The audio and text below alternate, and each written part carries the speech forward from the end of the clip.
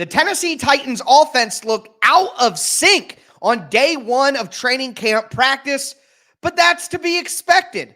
I'll explain why on today's edition of the Locked On Titans podcast.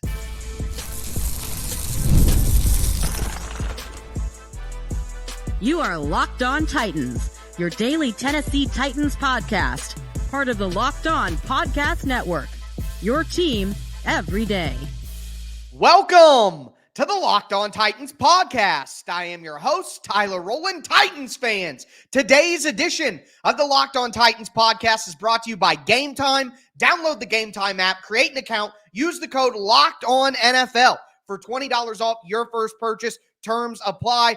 Finally, our first training camp practice for the Tennessee Titans is in the books. I'm going to tell you how the offense struggled on day one, some standouts on the defensive side of the ball, and we're going to talk about first impressions for T'Vondre Sweat and Treylon Burks. Before I get into all of that, do want to thank you guys for making the Locked On Titans podcast your first listen each and every day. Remember, Monday through Friday, Tennessee Titans content all year round, always for free. You're not going to beat that anywhere else. Make sure that you get subscribed, stay subscribed. It's your team every day here on the Locked On Titans podcast. Speaking of every day, shout out to my everydayers out there tuning in Monday through Friday. Couldn't do it without you guys. If you aren't an everydayer, you need to be one. Titans have practice again on Thursday. I'm going to break that down. There's an open practice to the public on Saturday. I'm going to have a recap of that on Sunday, and I'm going to be breaking down practice all training camp long right here on the number one Tennessee Titans podcast in the world. Again, I am your host, Tyler Rowland, 25 years as a Tennessee Titans fanatic. I'm a certified film junkie breaking down the X's and O's. I've covered the team for Sports Illustrated, USA Today, and I've been hosting this great podcast for 5 years running. But with all that out of the way, we got to talk about this practice for the Titans because the Titans offense reportedly came out sloppy. They were sluggish. They were out of sync, according to Sam Phelan from A to Z Sports. A lot of sacks, tackles for loss. There were defenders, quote unquote, slicing through the line untouched. The battle between J.C. Latham and Arden Key was up and down.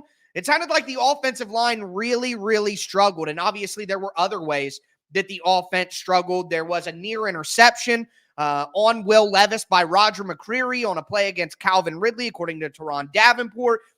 Tony Pollard fumbled a pitch. He recovered it, but still. Overall, the main takeaways that I saw from all the reports of training camp were that the offense was just out of sync. They were out of sorts. It wasn't the best day. Now, worth mentioning here, that Will Levis did have some good plays. All right, Will Levis had an impressive throw to NWI that everybody was talking about, an out route to NWI, had to put a little bit of touch on it, had to put a little loft on it. It was a perfect pass on the sideline. So you love to hear that. Levis had a slant to Treylon Burks that was completed as well. Also hit one over the middle in 7-on-7s to Chigakonkwo, according to Teron Davenport. So basically the main takeaway was there were flashes from Will Levis. Will Levis had some impressive moments, but overall as an operation, the offense wasn't quite up to snuff. Now, let me tell you why that is exactly what we want to hear about the offense right now. Number one, we knew that the right side of the offensive line was going to be bad.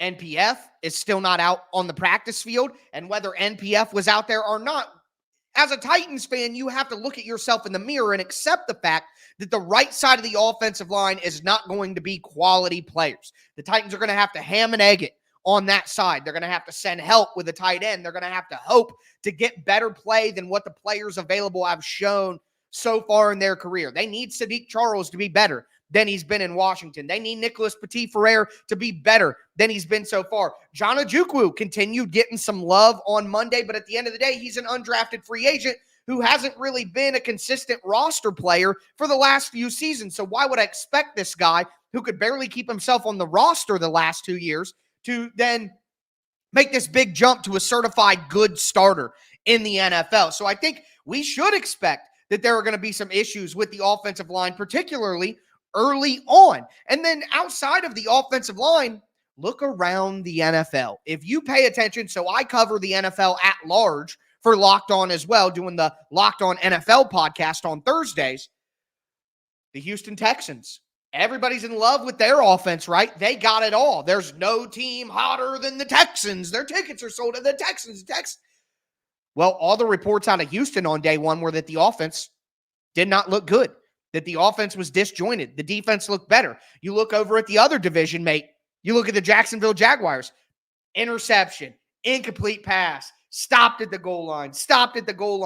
All around the NFL, the general consensus, if you've ever played football, and even if you haven't played football, maybe you've just heard this, but the general consensus is that defense is always going to be ahead of offense. Offense is more intricate. Offense is, I guess, more individual, playbook to playbook from different teams. Look, hey, we're running a cover 3. Hey, we're running a cover 4. Hey, we're running cover 2. Hey, we're going to play man cover 1. Like, defense is just more repeatable from team to team, from league to league, from situation to situation. So it's more likely that the defensive players are going, and the defense in general, is going to be ahead of the offense. But despite the offense being out of sync on day one, we still got word that Will Levis had flashes. And that is exactly what you want to hear. The offense struggled. That should be expected. It may take some time. It's a new offense, new pieces, and offense is always behind. But still, Will Levis showed flashes of brilliance. And Will Levis threw a couple of balls that were like, whoa, that is a good throw. There we go. So to me, that is what you wanted to hear. I knew that the offense, I've talked about this. I talked about this during OTAs. We knew that the offense would struggle a little bit to get everything together. But you want to see Will Levis have those moments where it's like, oh, okay. And that is exactly what we got on day one. Okay, exactly what we got on day one. And at the end of the day, it's day one. So if you're panicking about the offense not being amazing on day one of training camp, well, just step down from that ledge, my friend. All right? That's all I have to say. It's going to be all right.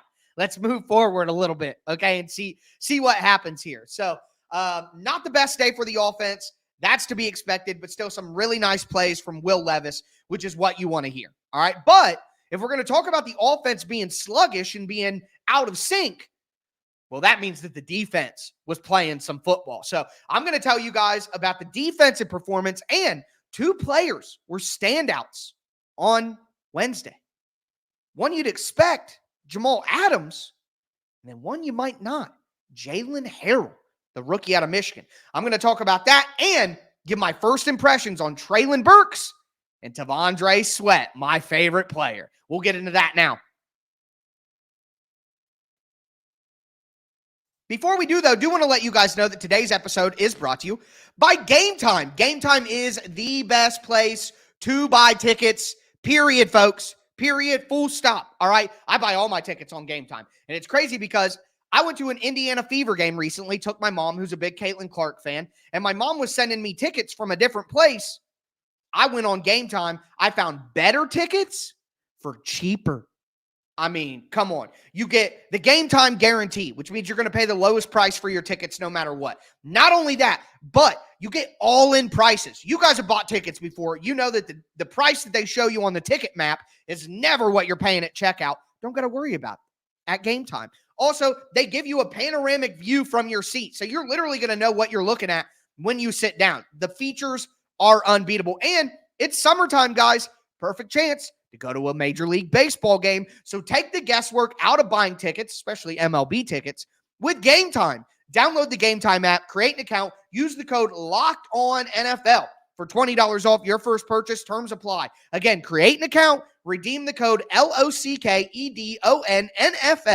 Locked On NFL, for $20 off. Download Game Time today. Last minute tickets, lowest price, guaranteed.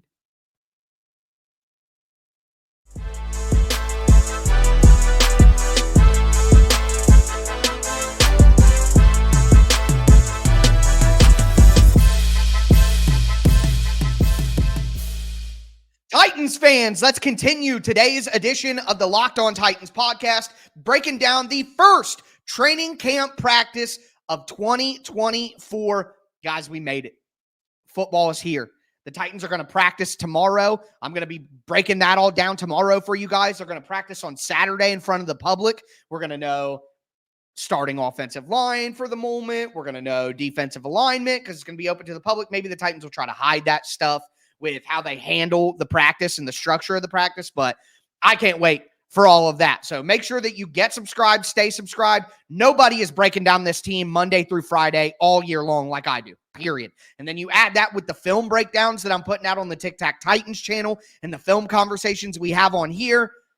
I mean, you can't beat the content. You just simply can't. So again, thank you for making Locked On Titans your first listen each and every day. But if we talk about the offense being out of sync, we got to talk about the performance of the defense, which overall looked pretty solid. The Titans defense was aggressive throughout the day. The Titans were putting pressure on the offense, of course, but two players, in my opinion, from all the reports and everything we saw, two players really stood out on Monday. Number one, Jamal Adams. Okay, look, I was not high on the Jamal Adams signing.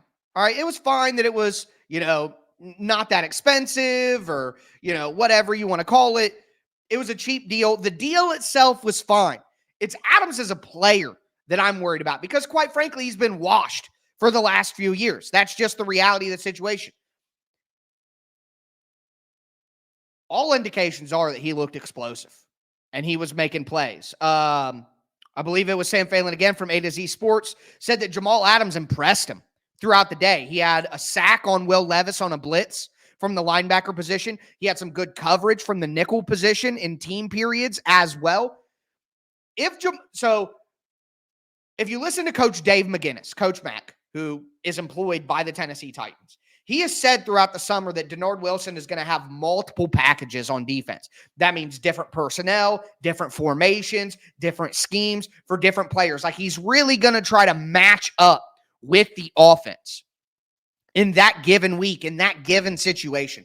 Having a player like Jamal Adams does really help you do that because in passing situations, he can be that dime linebacker. He can be that sub-package linebacker. He can blitz up the middle. He's physical enough to do that, but he also is going to cover. He's not a great coverage guy, but he's probably going to cover better than most of the linebackers that the Titans have. Gibbons isn't a coverage guy. Murray isn't a coverage guy. I think Cedric Gray could be a pretty good coverage guy, but at the end of the day, he is a rookie. So Jamal Adams is going to be able to cover better than most of the linebackers on the Titans, if not all of them. So he could be that sub-package linebacker, but also seeing him used as an early down nickelback. But I think that would be incredibly interesting as well. He definitely has the ability to do that. Now, you can't have Jamal Adams playing nickel on passing downs because then he'd have to play man coverage or press coverage on a slot wide receiver. That's not what you want him doing. But on first down, to me, I go back to, I don't think the scheme is going to be exactly the same, but the mentality or the philosophy could still be the same. In Elijah Molden's first year, his rookie year, where he impressed us all as a physical early down nickelback, he would play in the slot on early downs because he's a good blitzer, because he's good in run defense, because he was a physical, instinctive player who could come downhill. And that's great when you're dealing with early down RPOs, you're dealing with run game out of shotgun, all of those different things. It really allows you to be better against the run and more physical when you have a player like that. The problem with Elijah Molden was he couldn't cover a traffic cone, so what the Titans would do is they would play Molden on early downs or obvious run situations, or more likely run situations, I guess is the right way to say it. And then they would take him off the field on passing downs and they would put on Buster Skrine, off the reservation if you followed what's happened with him since the end of his career. But for that year, Buster Skrine did a really good job in coverage in the nickel, in the slot. So if the Titans take a similar approach, they do an early down rotation of Roger McCreary and Jamal Adams at the nickel spot so they can keep Roger McCreary healthy and fresh. And also just Jamal Adams may be better suited for more physical teams. You know what I mean? Roger McCreary is smaller than Jamal Adams. If the Titans play a team like the Baltimore Ravens, for example, who are a heavy run team, will use multiple tight ends, all of that. If you go up against a team like that, you might want to play Jamal Adams.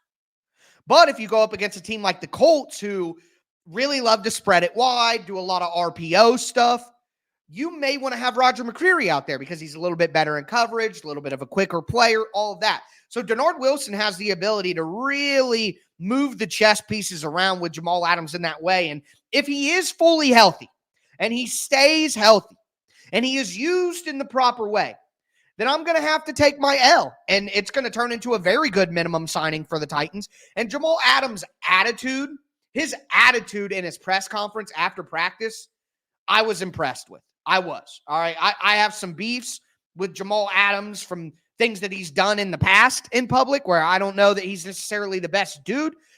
And he even admitted in his press conference that Seattle wanted him to move to linebacker. And he said, no, I'm not doing that. So when your coaches are like, hey, man, you're going to be a much better linebacker at this stage in your career. We need to move you there. And you're like, no, I'm not doing it. Well, you know, again, I'm not as high on the guy, Jamal Adams, as maybe others.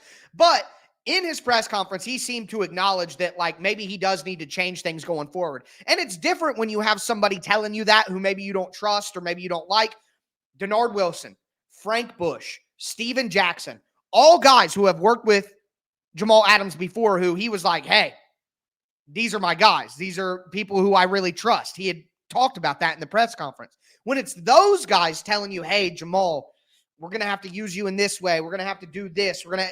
Now he's like, all right. It would be the difference between like your family and a stranger giving you criticism. You know what I mean? Somebody who actually knows you and you know has your best interest at heart versus somebody who you don't know for certain. Maybe they do, maybe they don't, but you can't know. So I thought that the Jamal Adams first impressions were something that really stood out to me that not enough people were talking about. And then finally, we got to give love to the rookie, Jaylen Harrell. All right. Jaylen Harrell, rookie out of Michigan, 7th rounder, edge rusher, had a great day. Again, according to Sam Phelan.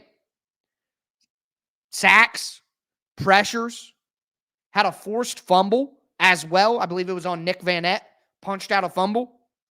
And here might be the biggest piece of news.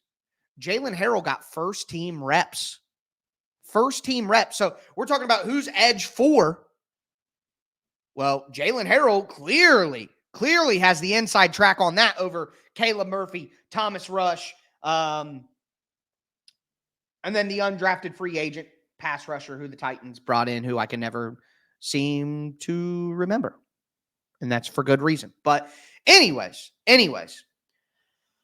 now that's going to eat me up that I can't think about the name that I'm looking for there. But anyways, Jaylen Harrell, the Titans need an edge rusher to step up. It's absolutely critical for them that happens. Khalid Duke. Duh. Kansas State. Khalid Duke. There we go. Finally.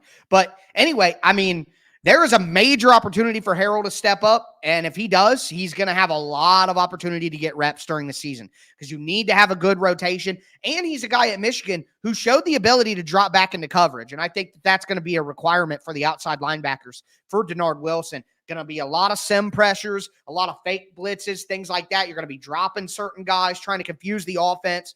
I think a guy like Jaylen Harrell absolutely has the skill set to do that. Just needs to add some more weight, work on, multiple moves and combo moves in his pass rush rather than just an effort rusher or the speed to power that he liked to use in college. But Jaylen Harrell will stand out. Worth noting that Harold Landry and Daniel Brunskill not out on the practice field, but Rand Carthon was talking about how Harold Landry's in the best shape of his career, blah, blah, blah, blah, blah, all that. So I don't think it's anything serious, but hopefully we get an update on those guys soon. Now, we got to talk about T'Vondre Sweat and Treylon Burks and how they looked in their first practice. And my opinion on those guys, while being mostly negative throughout the offseason, is quite different based on day one of training camp. So I'll explain why. Before I do, though, I do want to let you guys know that today's episode is brought to you by eBay Motors. Look, passion, drive, patience. The formula for winning championships is also what keeps your ride or die alive. eBay Motors has everything you need to maintain your vehicle and level it up to peak performance, from superchargers to roof racks to exhaust kits, LED headlights. Whether you're into speed, power, or style, eBay Motors has you covered. With over 122 million parts for your number one ride or die, you'll always find exactly what you're looking for. And with eBay Guaranteed Fit, your part is guaranteed to fit your ride every time or your money back. Because with eBay Motors, you're burning rubber, not cash. With the parts you need at the prices you want, it's easy to make your car the MVP. Keep your ride or die alive at ebaymotors.com. Eligible items only. Exclusions apply. eBay Guaranteed Fit only available to U.S. customers.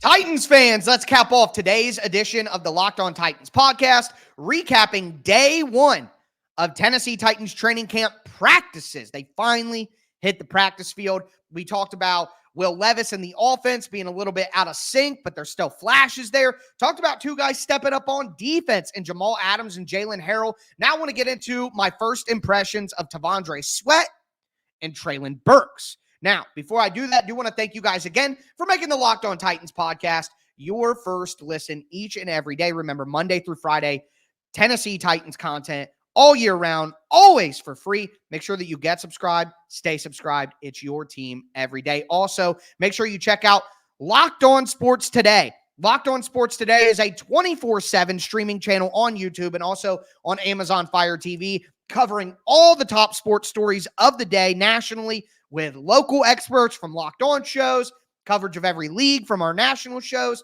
Find Locked On Sports Today, now available on the free Fire TV channels app. But let's start with my favorite player, T'Vondre Sweat. All right, once again, took some heat from people. Don't really care. Going to say my honest opinion and tell it how it is. I thought T'Vondre Sweat looked sluggish. He looked a little out of shape. I retweeted out some videos from practice where he's quite honestly loafing it. He's not going through the drills full speed. He's getting blown off the line of scrimmage by other guys standing next to him. There's a specific drill where you're down in a stance and then you explode out of the stance and you finish strong and get upfield. Well, Sweat didn't get out of his stance quickly, took one or two steps, and then totally stopped. Even people who hate me were admitting that the reps were bad. They were like, oh, yeah, the reps are bad, but you're a hater. All right, hey, if that's what you want to say, that's what you want to say. But the reps were bad. He looked sluggish. He looked out of shape. He did not look slimmer. I saw some Titans fans saying, oh, he looks slimmer. What? What are we doing here? So look, guys, let me say this, and I've said it before. Nobody seems to care when I give the caveats. But one day of training camp practice does not confirm my dislike of the pick of T'Vondre Sweat. It does not mean that he's anything. It does not mean he's a bust. That's obviously absurd. But it continues a pattern of him not being very impressive, missing all of OTAs. Then we hear the assistant general manager saying, yeah, I had to keep in contact with him all year, make sure his mind was right when he came back.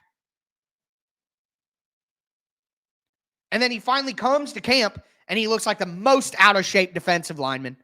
Looks sluggish, is not giving good effort. There's one clip where Tracy Rocker, the Titans defensive line coach, they're doing a drill where they step over backs. All right, everybody's done that drill if they played football. You chop your feet, go through the backs. All right, they're doing the back and forth S motion. And all the defensive linemen go through it, and then Sweat goes through it, and Tracy Rocker has to stop him. He's too high, and that's something that I've talked about. I talked about this when we talked about him in college. He's too high out of his stance, which is a common problem for bigger, heavier guys. They don't want to stay low. It's hard to keep that much weight low and keep your knees bent. All right? They want to stand straight up. He did that a lot in his pass rush at Texas. He would just stand straight up, and he would get moved. So he stands straight up out of his stance. His first couple of steps, really sluggish. You could tell the effort isn't there. And Tracy Rocker, the defensive line coach, stops the drill, goes up to him, reminds him Keep your center of gravity low. Keep your hips down. And then he goes through the drill and it's better, but it still looks sluggish. And Rocker kind of like claps his hands. And you could just tell from his body language, he's like, all right, I guess that'll do for now. But here's what really is interesting about day one with Sweat. After practice, he was asked why he missed OTAs. And Brian Callahan has said it was due to a minor injury. All right, so the coach told us it was a minor injury. So T'Vondre Sweat was asked why he missed OTAs, and he goes, ask the head coach. And I wasn't the only one who was like, oh my God, are we doing this right now? Are we already at odds with the coaching staff and the training staff? Are we already in disagreement with how you're being handled? Are we already doing this? Now, some people made a valid retort that, hey, maybe he's literally just saying, I'm not allowed to talk about it. Ask the head coach. But if you watch the video and you look at the way he said it, it's kind of hard to not take it as he was not happy about the situation. And that goes back to the theory that I have been talking about, that he wasn't actually hurt. He was actually just incredibly out of shape. And the team was like, hey, you can't practice until you're in better shape. And we're not going to let you practice until you get in better shape. So you're going to be here. You're going to work on getting in better condition, but you're not going to practice. That was my theory as to why he was missing time.